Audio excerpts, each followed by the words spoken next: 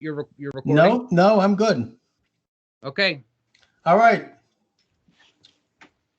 All right. I want to make sure that, Dave, you're out of the background there. And here we go. Okay. I'm joined by Dr. V. Michael Jones, editor and publisher of Culture Wars, author of many books. He holds a doctorate in English literature. Also, the author of an upcoming book on Logos. Michael, thanks for joining me this afternoon. You're welcome. Michael, you have a book coming up. Yep. You got a book coming up on the subject of Logos. So I want to, although, you've discussed this at length on other programs, I'd like you to give a thumbnail sketch on what you mean by Logos and how you define the term. Basically, we're talking about man and in his history, aware that there's something called some ultimate reality. We all have the sense that there's some type of ultimate reality out there. And primitive man was no exception in this regard. The first reaction of primitive man to this recognition is to talk about God. This is before any type of religion that we know, before Judaism, before Christianity, before Buddhism, before anything. All primitive peoples had the sense that there was a God out there, that the God was a man. He referred to him as Father, and that he lived in the sky. At this point, human reason failed. At this point, you enter the realm of mythology. So which meant an extrapolation from what you knew, which is true, that God is a father. He lives in the sky in some sense or other. And so they started speculating, well, if God's a father, then he must have a beard, right? And if he has a beard, he probably doesn't shave. And he probably has a wife. And what's his wife's name then? And all the speculation just goes down a blind alley, okay? Mm-hmm. The ultimate destination of all this could be, you could talk about India as the ultimate destination, because at a certain point they had a notion of Urta, which is ultimate reality in the Vedas, and then they ended up with 33 million gods, which is where they are today. Okay, at this point, people began. So the culmination of this, in what we know, would be something like the Iliad and the Odyssey. The Iliad is basically the story of man's relationship to the gods, but the gods are all just like human beings. They are exactly what I described. Zeus has a wife and he gets angry and she gets angry, and they're fighting up in heaven the same way the Greeks and the Trojans are fighting down on earth. And at a certain point, everybody, general consciousness in a place like Greece, realized that this is kind of childish.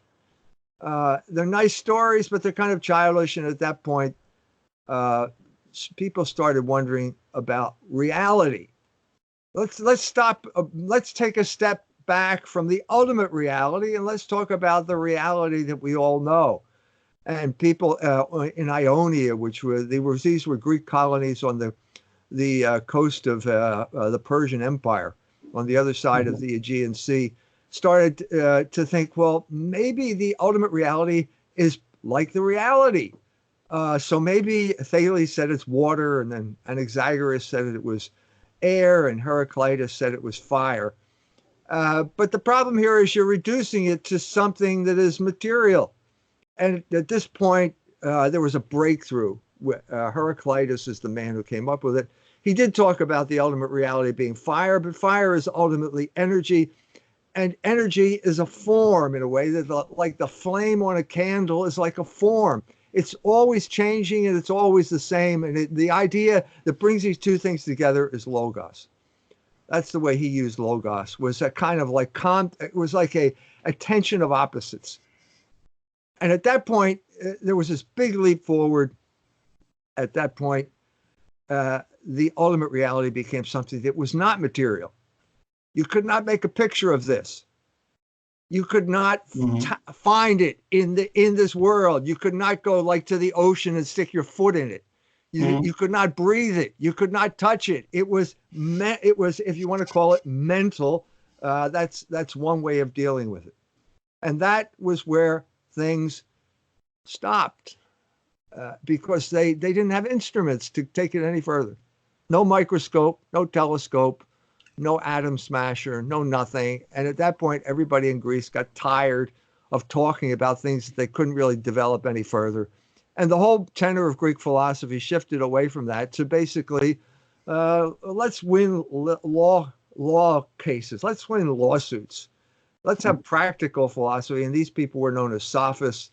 And they started coaching people on how to be effective speakers and so on and so forth. But they were so bent on winning cases for their clients that they basically dispensed from any of the important things of life. And this is why they incurred the anger of Socrates, who said, well, there are important things. If you're going to have a court case, what about justice? And again, here we go, another step beyond something that's not quite material. It's not like winning a case. It's like there are abstract principles. And these people took this far. The sophists created Socrates. Socrates created Plato, and Plato had a very definite understanding of how the universe fit together. And then his disciple was Aristotle, and he went back to the whole notion of let's study the physical world. But he didn't go completely back. And so at this point, Aristotle said there has to be some type of ultimate reality again. He's not going to go back to the errors of Thales. He's not going to say it's water. He understands that the world of ideas had moved forward with Heraclitus. And he came up with the idea that there was a God, and that God was the unmoved mover. Mm-hmm. Right, the primus mobile. Yeah, the uncaused cause and the unmoved mover. And he says this very eloquently in the Metaphysics, which is a very important book.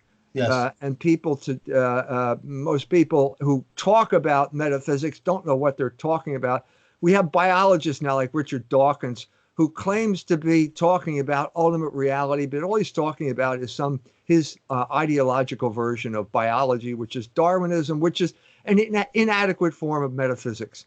Right. He doesn't understand that. He doesn't understand that. They're materialists. That is the point. So at this point, philosophy stopped again.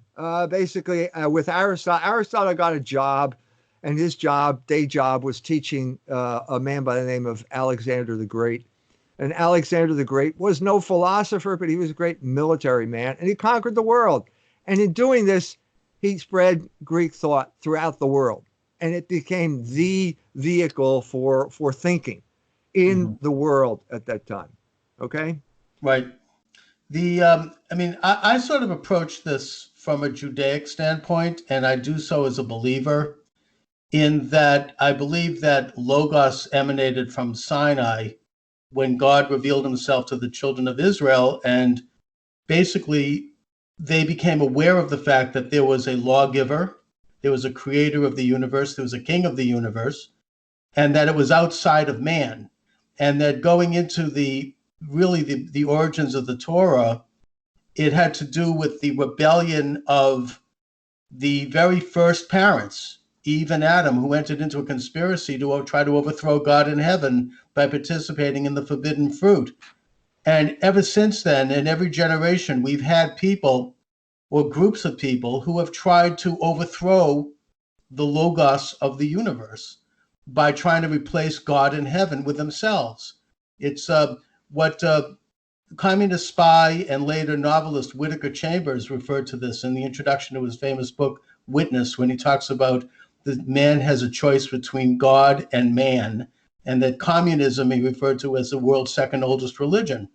It was the conspiracy of the Garden of Eden, and of course God responded to that by kind of withdrawing slightly from engagement with man and leaving man up to his own devices.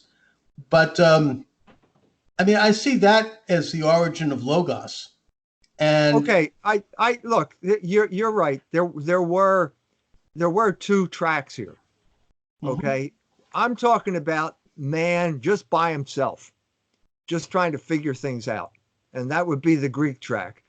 But the Hebrew track is different, because the Hebrew track is basically God revealing himself to man and explaining something that man could never figure out. So you have, and what you're talking about here is faith or reason. Okay. And so God did appear to Moses on Mount Sinai. Moses saw him face to face. Yeah. And didn't die. And so God tells Moses he's got to do something. And Moses says, okay, I'll do that, but I have to know who you are. And so tell me who you are. And he said, I am who am. Now, I don't think Moses understood this. I don't think anybody understood this, whether on top of the mountain or below the mountain, anywhere on the face of the earth. But this is what God said, and it means that basically God is self-subsistent being, which is very similar to what Aristotle said when he said he was the unmoved mover. God told this to Moses 1,000 years before Aristotle figured it out on his own. Okay. And then it was given to the Hebrew people as a revelation, as sort of their constitution. Moses brought it down from the mountain, okay, the Decalogue, the 10 Commandments, and there they are worshiping the golden calf. And now you have the whole problematic history of Hebrews in relationship to God and the covenant they established.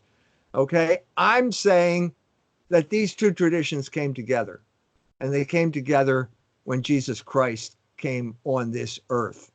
And they came together. Now, Jesus Christ was no Greek philosopher. Okay, he was all his mission was only to the lost sheep of the house of Israel. But after he died, there was a group of people who decided to spread his message. The main man in this regard was Paul, who was a Pharisee who persecuted the Christians until God knocked him off his horse. Now, Aquinas said there are two kinds of people in the world. There are the signs and wonders people, and there are the philosophers. Paul was a signs and wonder guy. He not only was he knocked off his horse, he was taken up into heaven, and God showed him heaven, and he came back down, and he goes from one synagogue to another now. And preaching the new way, and there is a split now among the Hebrew people. We're still talking about an intra-Hebrew conflict here. Exactly. And the Jews who accepted Jesus Christ are known as Christians at this point, and the Jews who rejected Jesus Christ are known as Jews. And the Jews expelled Paul from the synagogues. Okay, Paul tried it. At a certain point, the Jews won't let him into the synagogues anymore.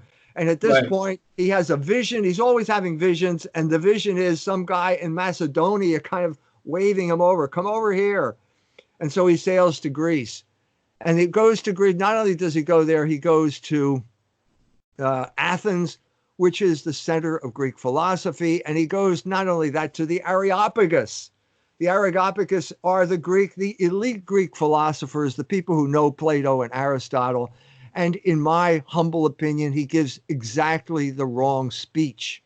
Mm-hmm. Okay, now he's used to going to synagogues, and he's saying, well, Jesus, his father was so-and-so, and it goes all the way back to Abraham. So this is the Messiah. That's the genealogy that is the beginning of the Gospel of St. Matthew. He goes to the Greeks, and he says, well, basically, there's this guy, and he's really concerned about you, and he rose from the dead. And the Greeks say, well, he rose from the dead. Huh? Well, we'll talk to you about that some other time. We'll see you later. And he failed.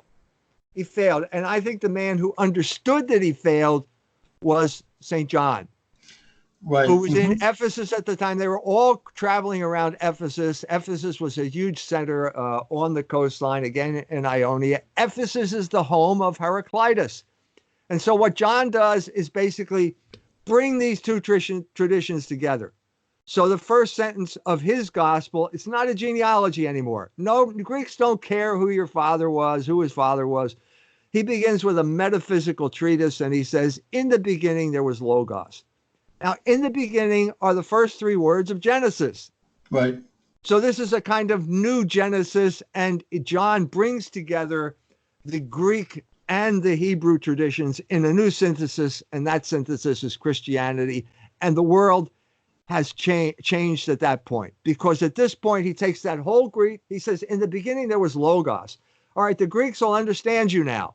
The people on the Areopagus will understand what you're talking about now. And then he says logos was with God, and logos is God. Well, that's a whole new ball game. Yeah. Because the Greeks were kept thinking of geometry or astronomy, and it turns out that that's not false, but it's actually a person. That logos is really a person, and this person is God, which means he has the power to impose this plan on human history, and that's exactly what he does. No, I think that's quite true and quite brilliant. I mean, I get that St. John brought together Greek philosophy, which was logos, without necessarily including, but at that point including all of the moral and ethical precepts of the Torah as given at Sinai. And that was what was missing in the Greek understanding. And I think that St. John, the gospel author, brought that into the mix and, in a sense, created a faith that included both.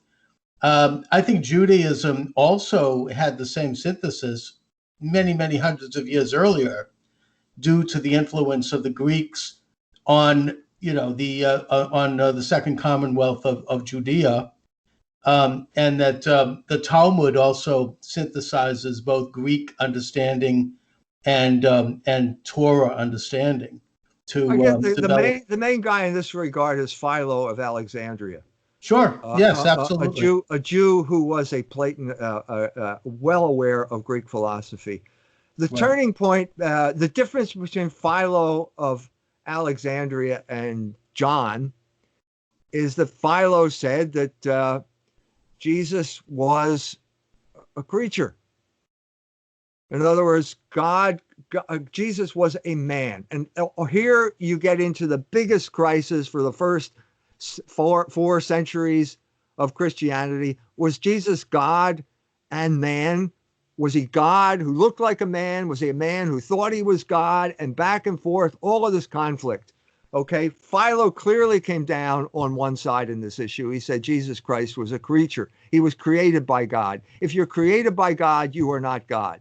Right. This is not what John said. John, I get that. And that's a question of Christology, and I don't really want to go too deeply into that, only in that it's a Christian question. But I will go so far as to suggest that, putting aside the divinity of Jesus as man, God, or God, one of the factors that seems to me to be overlooked by Christians, and that has everything to do with Logos, is that Jesus was a Jew. And Jesus's ministry was steeped in Judaism. Because I've had a chance to go back and do some review of the New Testament, actually since the last time we talked. And I'm not claiming to be a scholar at all, but it seems to me that his ministry and his utterances were filled with Pharisaic Judaism. I mean, it did not contradict at all, and that the arguments that he was having with the Pharisees were Jewish arguments that go on today in Jewish circles. I mean, these are questions of understanding the Torah, and his criticism of the Pharisees was totally a Jewish criticism. It's the same criticism I would lodge at Judaism today as a Jew. It's, the struggle within the Jewish understanding and the Jewish experience. It goes all the way back to what you mentioned earlier, Moses coming down and finding that they're with the golden calf. I mean, it is, in a sense, the struggle of all of mankind. It reflects that, to understand the nature of Logos, to understand our role in the universe, and to contrast that with all of the earthly temptations that draw us away from that. And that's a reflection of existence, actually. The issue here is exactly what I stated. It's the Trinity. That's basically what those first three sentences mean. So it's a Logos. In the beginning, there was Logos. Logos was with God, and Logos is God. Well, how can you be with God and God at the same time? That's basically what we're talking about here when we're talking about the Trinity. So we're talking about Jesus Christ was not created by God the Father. He was begotten by God the Father, which means he's on the same level as God the Father. This is a crucial turning point in human history.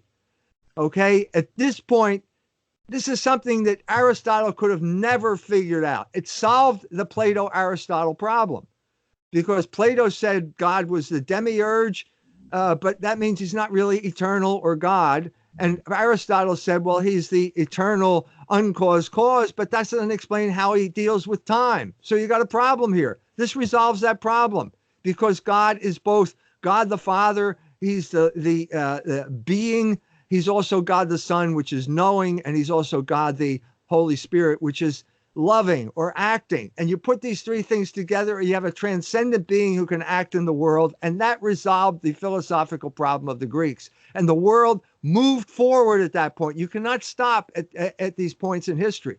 And the point that I'm trying to make here is either you get this right or you don't move forward in history. And I'm saying two of the groups that didn't move forward in history were the Jews. Okay, they did not move forward. They stuck with this antiquated notion of God, Jesus. They recognized him, but they said he was a creature. And they had a huge influence on another group that came along known as the Muslims. Okay, the Muslims basically got there. They knew who Jesus was. You can't live in the 6th century after Christ and not know who he is, even if you're in the middle of the Arabian Peninsula, out in the desert, in the middle of nowhere. You're still hearing these stories.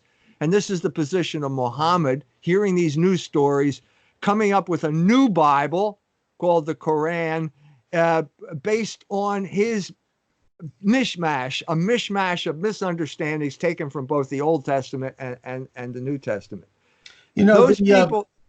I mean, I just want to interject here. And look, I understand and I have an enormous amount of respect for the Trinity and the concept of that. I think that actually made a sort of a backdoor entrance into Judaism in the form of the Kabbalah, which has the trilogy in it, Trinity in it. And it also has an end time scenario that's very similar to the Christian understanding of the book of Revelation, John of Patmos.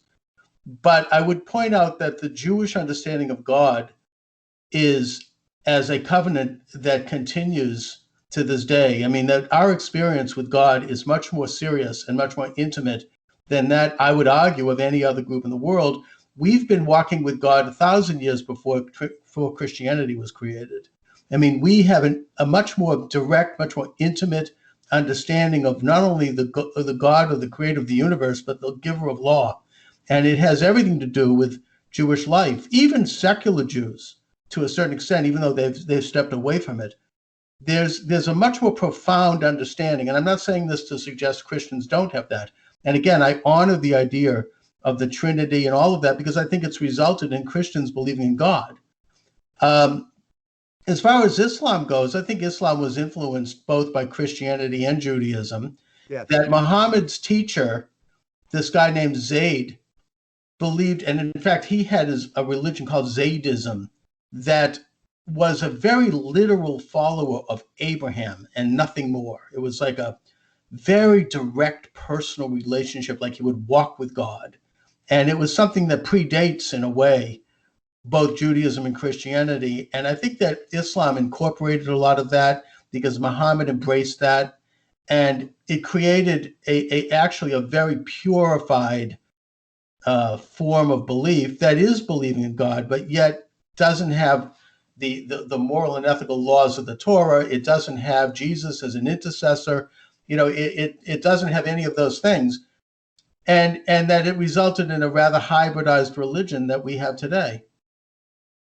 Yes, the Jewish people, as I said before, had a unique relationship with God. There's no question about it. The problem came when Jesus Christ arrived on this earth. Jesus Christ was the Messiah. At this point, the Jewish people have to decide, are we going to accept the Messiah on his terms, because they weren't the terms that they expected? And so you have this huge conflict that is described basically in the Gospel of St. John, when he gets to the historical narrative of Jews kind of going to Jesus and saying, well, we're special. We have special DNA. We are the seed of Abraham. and Jesus kind of saying, you know, God doesn't need your DNA. God can create rocks, create people from rocks. He doesn't need anything. Certainly doesn't need your DNA. And they get furious at him. And at that point, you have this confrontation. Are you calling us bastards? We're children of Moses. And Jesus said, no, you're not children of Moses. You have to accept me in order to be a child of Moses. And at that point, he says, your father is Satan. And of course, at that point, you can see where this is going to end. The Jews killed Christ. The Jews killed Christ. And at that point, they lost their status as God's chosen people. And it was replaced by the Catholic Church and Christianity. You know, the part of the St. John that you're quoting has sort of, I don't know, I would, for lack of a better term, somewhat of a racist element to it, both for and against Jews. I mean, on the one hand, you have the Jews claiming some sort of a racial identity, which, by the way, is not really a part of Judaism. And then on the other hand, you have St. John putting in the mouth of Jesus the claim that the Jews are the spawn of Satan, which is a racist comment. In a way, if Jesus had said that, wouldn't he be saying that he himself is the spawn of Satan? Wouldn't he be saying that his mother was the spawn of Satan? I mean, spawn means racial. At this point, we have to go back to the Gospel of St. John and ask the question, what do you mean by a Jew? Was Jesus a Jew? Yes. There's a passage here in the Gospel of St. John that I've quoted before, but it says, the parents of the man born blind refused to speak out of fear of the Jews, because the Jews threatened to expel from the synagogue anyone who said that Jesus Christ was the Messiah. Well, they obviously have the same DNA as the people that are unhappy with them. You cannot, there is no racial explanation of what is going on here. Okay, the term Jew at this point means a rejecter of Jesus Christ, and that means a rejecter of Logos. That is the meaning of this term. So when you say the Jews killed Christ, what do you mean by that? Do you mean that the Blessed Mother shouted, crucify him? Did St. John shout, crucify him? No, the Jews killed Christ. The Jews are the people, the Hebrew people who rejected Jesus Christ. These are the people who are known as Jews. The Jews, the Hebrew people who accepted Jesus Christ, had the same DNA, but they are known as the church. And that is the new Israel, which replaces the old Israel. The Blessed Mother was also considered and thought of herself as a Jew. And look, did you hear what? Did you just listen to what I said, though? I mean, yes. We're going back to what I just refuted. Let's not do circular reasoning here. I'll simply add that there was a sectarian divide at the time. It's very similar to, for example, the Roman Catholic Church saying that any Catholic and this has been changed, I think, since Vatican II, I don't know, but that if a Catholic's foot so much as crossed the threshold of a Protestant church, they would be in mortal sin, right? These are sectarian divides that I don't know exactly what the early church said about a Jew crossing into their particular place of worship, but there was obviously, if you take a look at what was going on at that time, there was a serious division within Judaism. There are two sects of Judaism that emerged after the destruction of the Second Temple. That was the Pharisees and the Christians. And they did not, there was unpleasantries on both sides. Let's put it that way. The people that St. John wrote that gospel about 100 years after Jesus, and it must have been influenced by the times in which he lived, where there was this struggle between these two sects, mainly for the heart and soul of the Roman Empire. And that the Christian sect at that time, I don't think that I'm saying anything here that's casting a dispersion. I understand it, but I think at that time they were currying favor with the Romans because they wanted to proselytize in Rome. And thus they were emphasizing the Jewish complicity as opposed to the Roman complicity, first of all, in the crucifixion, and secondly, in terms of compatibility with Roman society. And it was actually Christians, early Christians, who had implored Trajan, the Emperor Trajan, who was going to rebuild the temple. They said, no, don't do that. You can't, you know what I mean? So there was definitely an internecine struggle at that time between these two groups. And I think we need to understand this in that context. Well, sure, there was a struggle. I've already talked about the struggle. St. Paul was intimately involved in the struggle. He went from one side of the battle to the other side, switched sides in this struggle. But what does that, are we trying to relativize the nature, the meaningfulness of this struggle out of existence by just saying it's an internecine struggle between two groups of Jews? First of all, as I said, it's not groups of Jews anymore. The Jews are the people who are holding on to that old tradition. They're the people who are called Jews. The Jews, the Hebrews, the people with that DNA who have left and accepted Jesus Christ as the Messiah are known as Christians. And that's a turning point in history. We all know that. We all know that. Okay.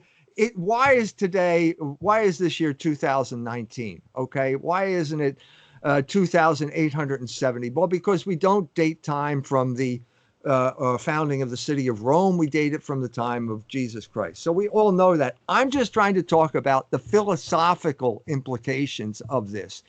And that goes back to those statements by St. John at the beginning. So let's eliminate all the polemic and just concentrate on those statements.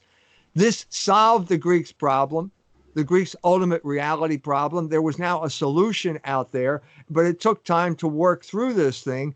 And I'm saying that if you don't accept this, okay, if you don't accept this new understanding of Logos, you get left behind.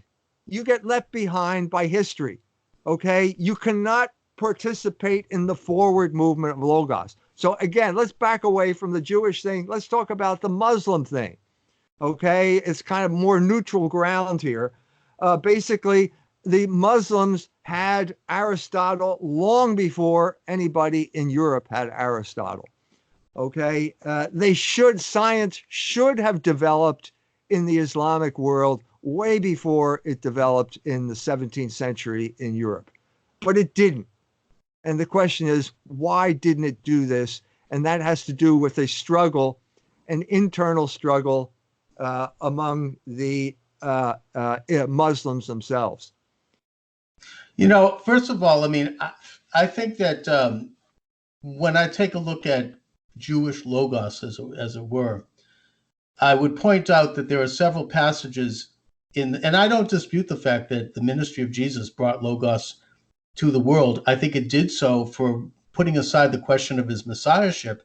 I think it did so because Jesus was a Jew, and it brought forth a Jewish understanding of the universe to the rest of the world, merged with a Greek understanding. But the Jewish understanding is what brought the moral and ethical element to the world that has been a backbone of Western civilization.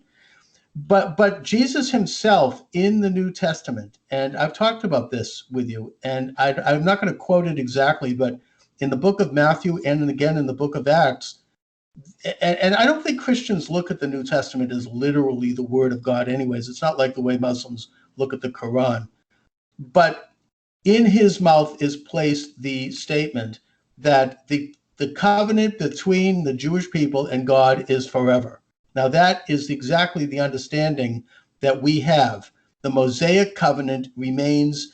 We have adhered to that covenant. It's not outdated. That there was not a new covenant. It wasn't a new covenant. It was a renewed covenant. That was what Jesus was talking about in his lifetime, in the same way that Rabbi Hillel, who was his contemporary, was talking about. We need to bring people back to Logos. It was at a time of a low time in Jewish experience. The brutal, jackboot of the Roman Empire was on the Jewish neck. And it was a renewal of the covenant. And in that sense, I would suggest that Jesus was messianic in that his ministry brought that covenant to the entire Gentile world in a way that the other Jewish leaders never could. So, we're not going to agree on whether or not the covenant between God and the Jews is forever or is relevant. I say it is, you say it's not, and your evidence is because Christianity became the religion of the world. I would suggest that the Jewish faith, and this is maybe something that I can't prove, maybe if I spent the rest of my life researching this, maybe I could develop it, but I would argue that the Jewish presence in Europe, which precedes the Christian presence, and which was there for 1,000 years during the height of the Roman Catholic presence, that presence gave a backbone to Catholicism. And if it hadn't been for the Jews of Europe, Catholic Europe would have sunk back to paganism. It was our continually conducting the worship of God the way we did and the covenant the way we did that provided a moral underpinning for Roman Catholicism for 1,000 years. What say you? That's not what Heinrich Graetz says. First of all, Talmudic Judaism is newer than Christianity.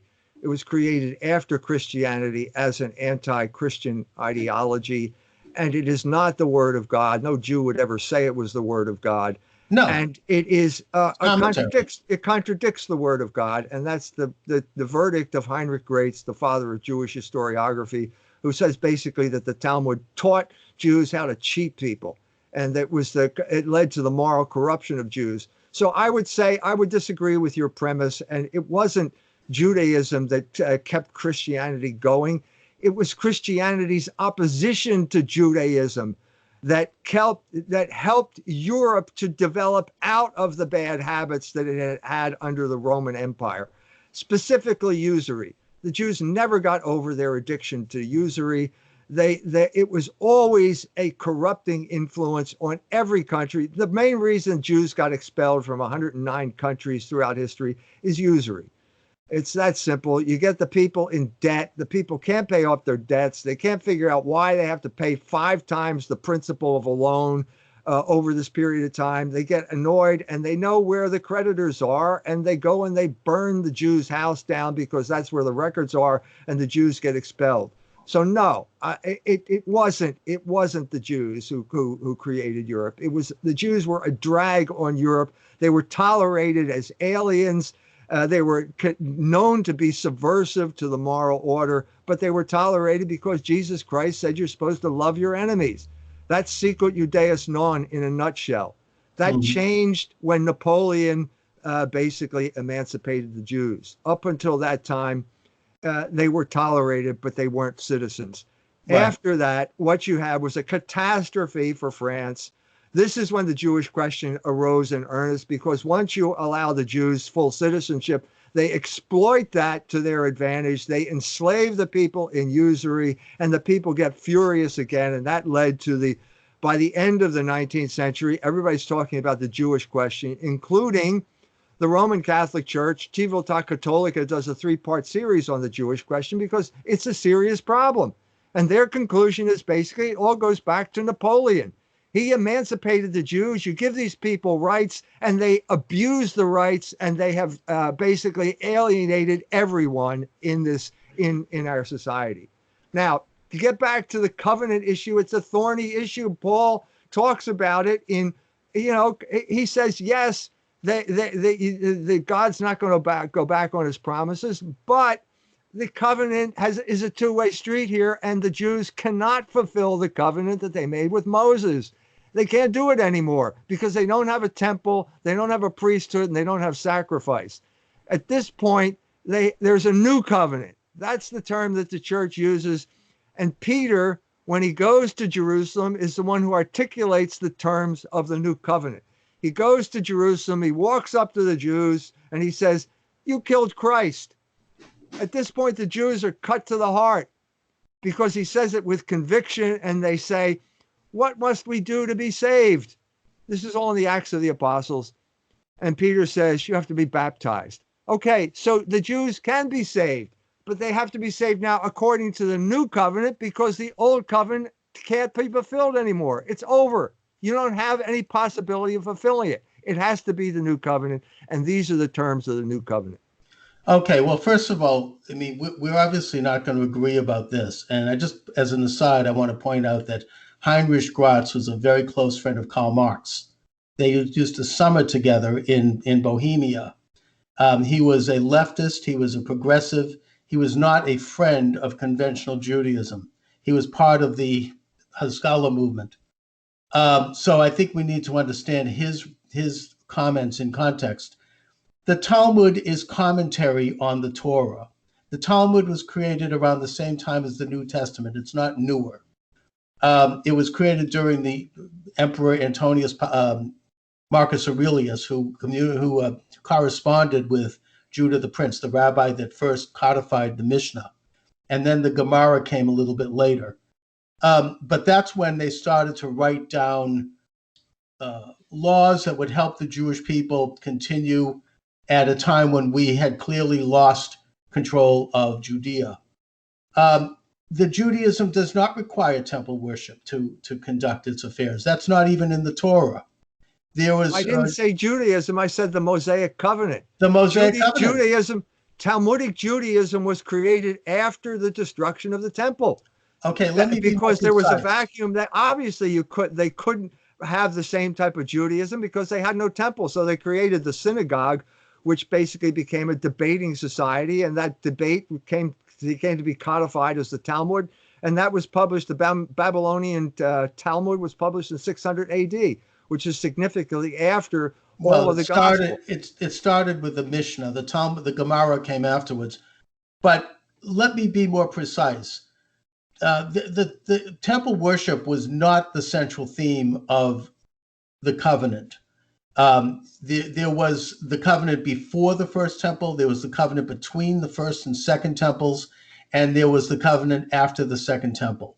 Basically, the synagogue is a place to worship for the community, and that the Talmud ingeniously was able to replace the temple worship with a more symbolic type of worship that would be conducted until the reconstruction of the temple, in the same way that Catholics conduct the Mass as a reconstruction not the same. of, well, the maybe Catholic not the same. Mass. Okay. The Catholic Mass is the replication of the temple. It is the priesthood. We have a priesthood. The Catholic Church has a priesthood. It has a sacrifice, and it has a temple. So it is the replacement of temple worship. The Jews simply, of course, they had to come up with some type of alternative because they didn't have a temple. That happened. Yochanan ben Zakkai went to Titus and begged for a favor because he was a friend of Rome. And he said, let me found a school. And he founded the school in Yavna because they had no alternative. There's no temple. So you have to come up with something new. This has been termed Judaism, but it is certainly not the covenant. It's not the covenant of Moses at all. We disagree on that. There were synagogues many centuries before the destruction of the temple.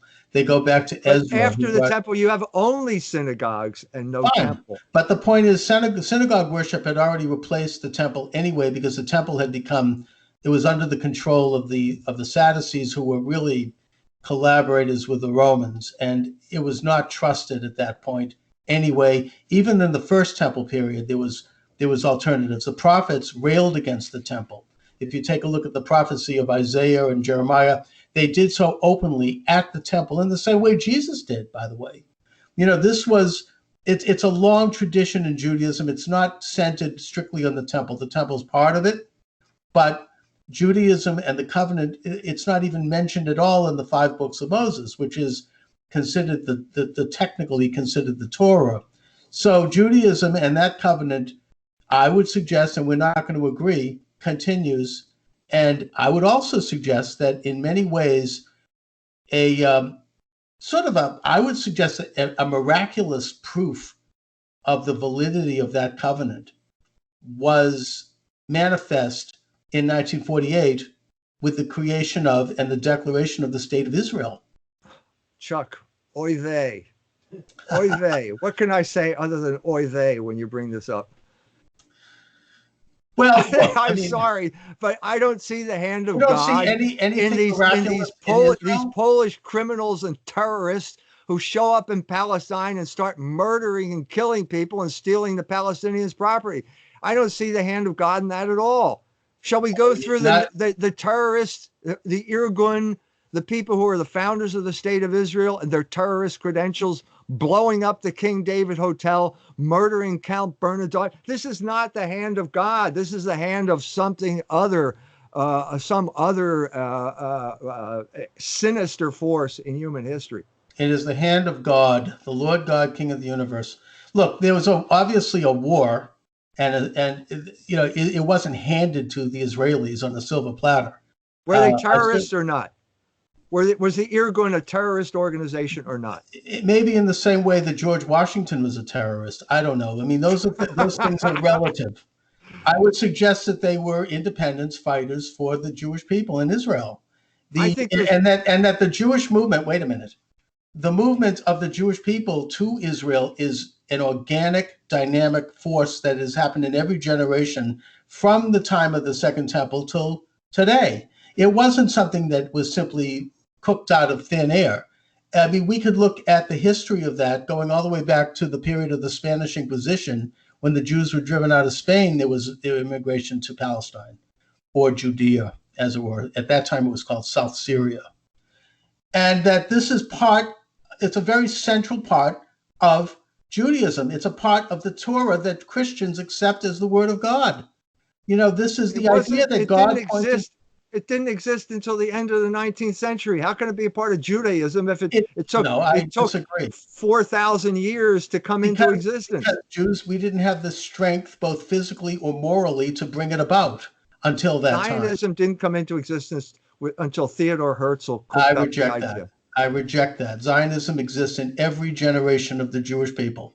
And I could point that out. We don't have the time to go through the history of it.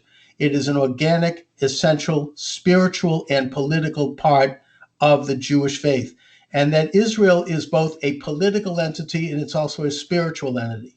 And this is something that I would suggest is or ought to be understood by Christianity, because you embrace the 5 books of Moses. And that's quite clear about Israel and its status as that tiny speck of land, as being the footstool of God, as being the land that God commanded Abraham to go to and that Moses to go to. I mean, this is the whole theme is based on that.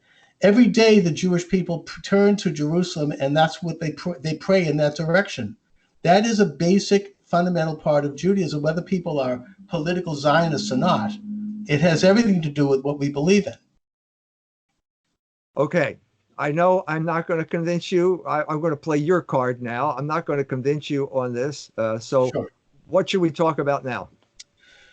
Well, let's bring things up to the present and talk about what's going on. I mean, I don't want to go too much into detail on this because this program is going to be, I'm going to download it into YouTube. And I know that YouTube is involved with censorship right now. They've censored my show. They've censored you. I know that. Well, let's talk about the ADL and YouTube censorship. Well, I want to talk about that because the only thing I take issue with you, I'm not a fan of the ADL. I think that they're a leftist organization that promotes leftist causes. The issue that I have with your analysis is that you want to make this into a Jewish thing, you know, that this is a Jewish organization. And also, am I mistaken? Yes, I could point out Muslim and Christian organizations that are very similar. They're leftist. That's what they have in common. And I'm also going to take issue with one aspect of a short book that you wrote that I'm not going to mention the title of because the show will be banned if I do, that you know what I'm talking about, where you talk Jewish about privilege. Yes, that's right. Thank you, Michael. Okay, so maybe this, you want the show to be banned? I mean, that won't serve either one of us. Chuck, we have to be able to talk freely about these issues. You and I, Chuck, if it were between you and me, we wouldn't have problems here, would we? Because we can talk about these issues openly. Michael, if you and I can talk about these issues openly, why should YouTube want to ban us?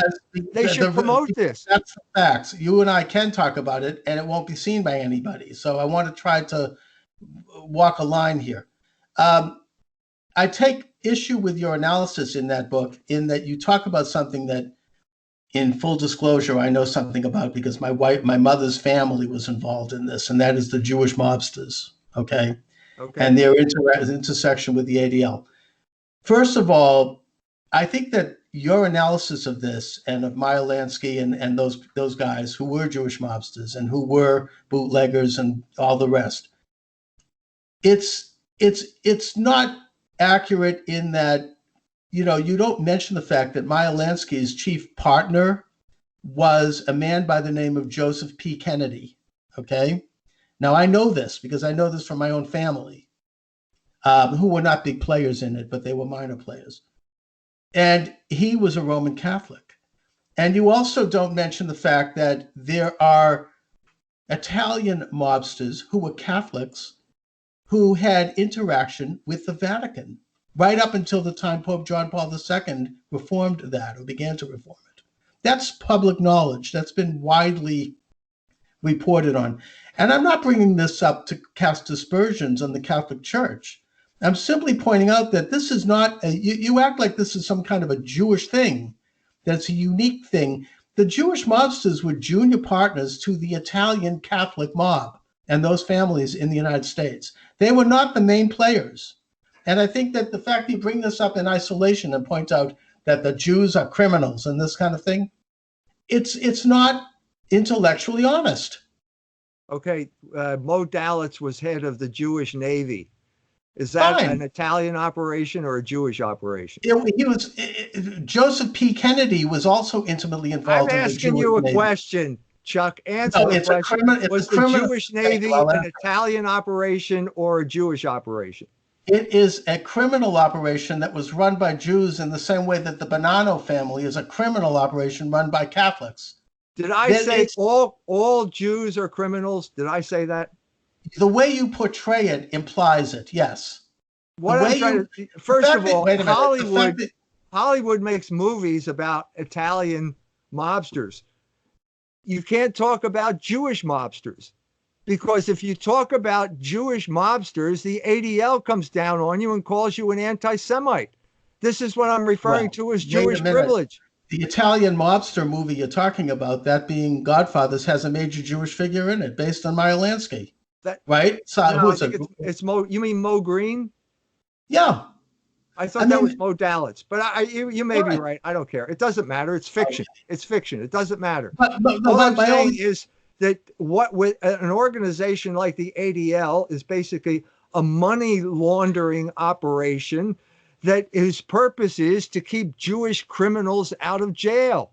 Isn't that significant? Isn't that something we should talk about? Yes, it is. And my answer to that is that you could find, and I'm not going to name names here, but I can point out in my own hometown of Boston, a very significant Catholic organization that has done the same thing for Catholic mobsters, giving them, after they go straight, they funnel money through. Now, look, this is what we're talking about here is a kind of corruption that is not to be hung at the door of either Jews or Catholics. I mean, these are people who are posing as Jews and Catholics. They are Jewish and Catholic, but it's not, the way you wrote about this, it's you make it as if this is somehow unique to Jews and that it's a Jewish thing. And that's not really honest. You misread what I said, if you think that, okay? Obviously, there are criminals from all groups in this country. The problem here is that if you can't talk about Jewish criminals because of Jewish privilege being enforced by agencies like the ADL, which is, as I said, a money laundering operation, which now arrogates to itself the right to tell us what we're allowed to say on the internet. There's no organization like that out there of Catholics or Italians or Irish or Samoans or any other group in the world. Well, yes, there is. But I just like the fact that the ADL is involved in censorship. I don't think they're right about that. Well, then we agree. We agree on that. The point I'm making is that this is not unique to them. It is unique to them. There's only one group that is the arbiter of the term hate speech, and it's the ADL. We do talk about Jewish criminals. Look about these guys involved with a pharma drug company that just declared bankruptcy because they were promoting OxyContin. Those people. You can say the Sackler family are involved in criminal activity, but as soon as you say the Jewish Sackler family, you're in trouble. Because you're an anti-Semite. But the point is, why the fact that they happen to be Jewish is not relevant. The important thing is what you're saying. But when you have a kind of coordinated effort throughout the entire culture of people where you're not allowed to connect the dots, that's keeping us in a state of ignorance, and so therefore we can't protest properly. Well, the thing is, I would suggest that the fact that some of these people have Jewish background is no more relevant than whether they have Catholic background. It doesn't matter whether they worship on Saturday or Friday or Sunday. the important factor is that they're criminals, and it's not a Jewish conspiracy. This isn't Jews involved in this. The Sackler family, who knows? I mean, first of all, they're all married to Gentiles, and I don't know if they could even identify themselves as Jewish. Doesn't matter. The point is, it's not relevant. It does matter because these people have Jewish privilege. They're immune to prosecution. They're not immune to it. They're being prosecuted. They're going to probably all go to jail, hopefully. The ADL is instrumental in assuring that these people do not get prosecuted. I doubt that. The whole story of the Southern District of New York and Brighton Beach. It's written up in that book that I reviewed in Culture Wars about House of Trump, House of Russia. They were reluctant to prosecute criminals in Brighton Beach because they were Jewish. They were reluctant to prosecute them because they knew the ADL would be down on them, accusing them of anti-Semitism because they were going after criminals.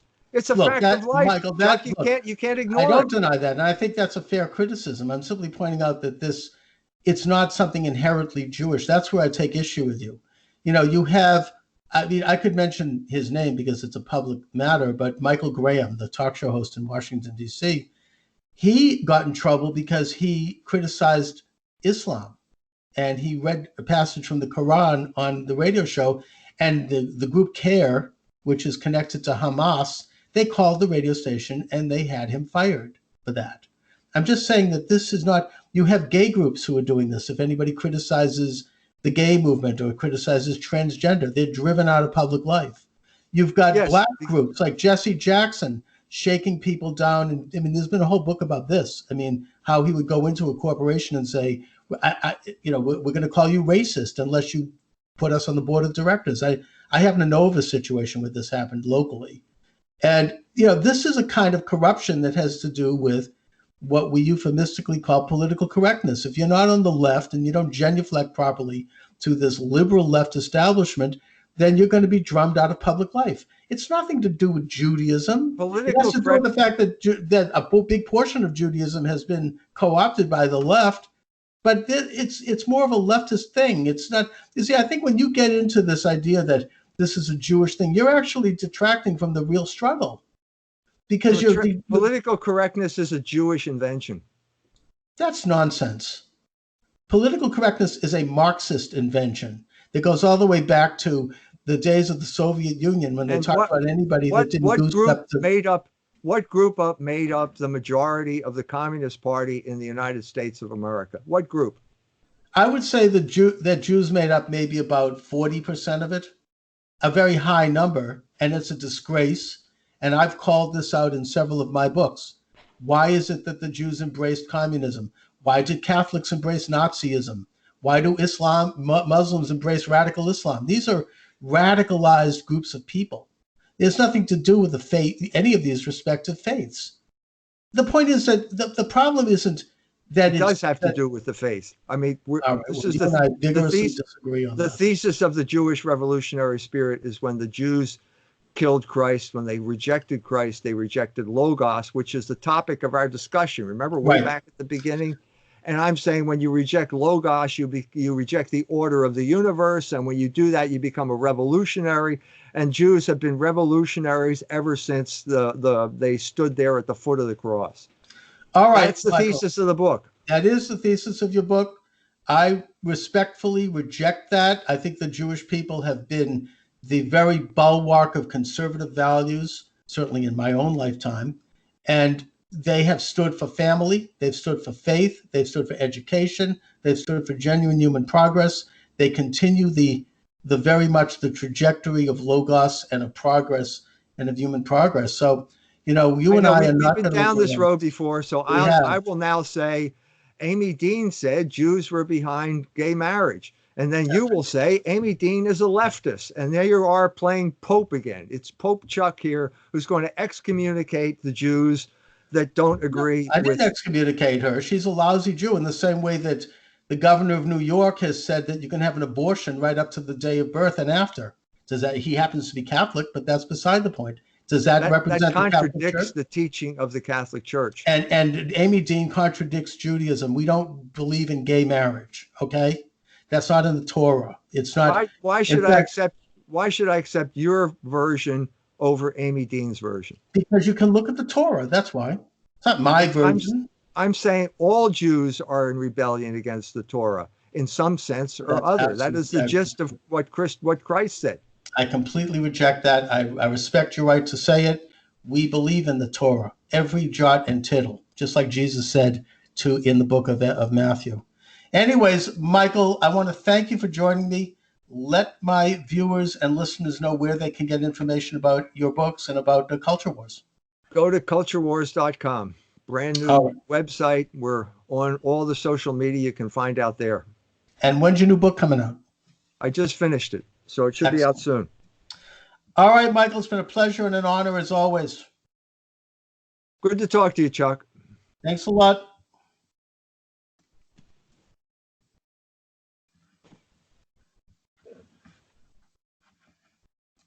Okay.